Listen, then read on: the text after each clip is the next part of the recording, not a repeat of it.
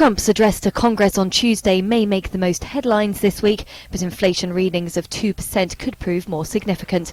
A call to action perhaps in America and an important milestone in Europe.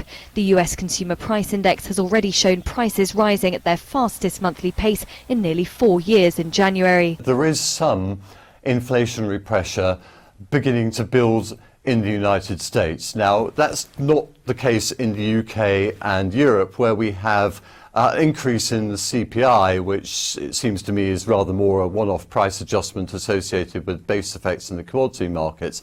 But in the US, there does appear to be some genuine inflationary pressure building.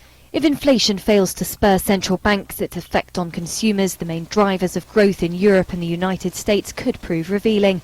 US consumer sentiment due on Tuesday will give a first assessment of Trump's turbulent first month in office. And in his speech to Congress, he's expected to include some details of his infrastructure spending and tax plans.